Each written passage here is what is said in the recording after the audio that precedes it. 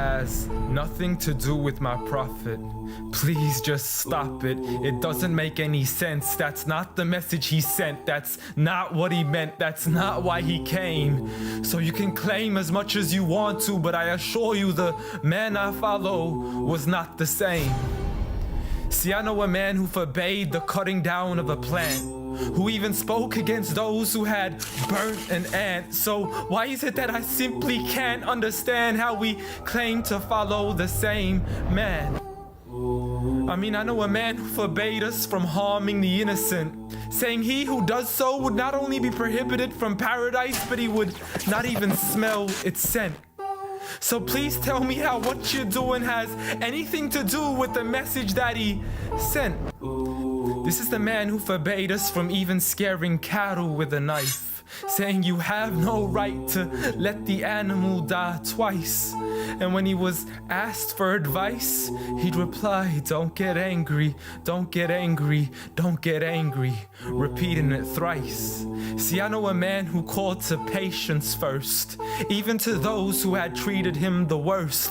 And when he was asked to invoke Allah's wrath, he said, I was not sent to curse, but rather as a mercy to the earth. Matter of fact, the entire universe, meaning everything that was made. See, this is a man whom the clouds would rush to shade, a man to whom the trees would sway and the birds would flock to seek his aid. For they knew he was a man of justice, a man who would never betray, a man who could be trusted even by those who had wanted him slain. See, Anas bin Malik served him for 10 years, and not once had he heard him complain. For he would never get angry for himself, but only for Allah's sake. And he never responded to evil with evil, but rather he pardoned and forgave.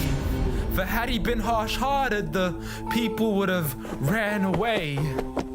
So what is it that we still don't understand when we claim to follow Islam, yet we fail to follow this man? I mean, I know a man who was so caring and compassionate, who said that there is a reward in serving all things that are animate. In other words, everything that breathes, whether it be the animals, the trees, and every single human being. I mean, if Allah called him Rahmatan lil Alameen, how dare you call him anything else that contravenes? See, this is a man who said that the Muslim was he who is soft, simple, and lenient. A man who taught us himself to be cautious from falling into extremism. See, he was never given two choices except he chose that which was easiest. Not for himself, but for his people and their convenience. See, I know a man who advocated for the freedom of the slaves. A man who taught us that the Muslim is the one from whom the people are safe. Not only from his hands, but even from the words that he says.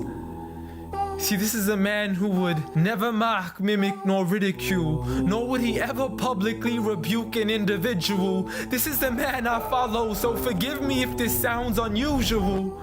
But the man I know was so much more handsome, so beautiful.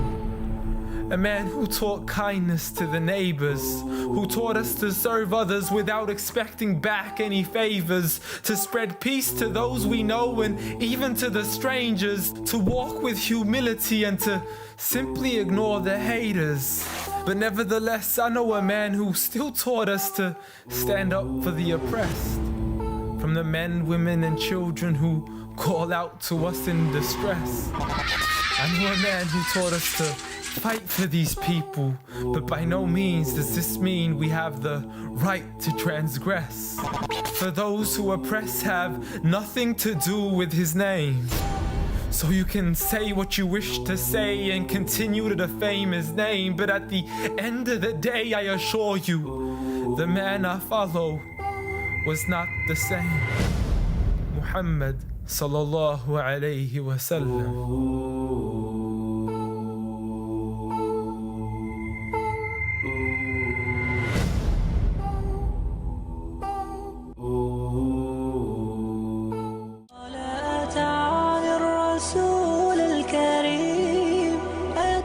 الصدق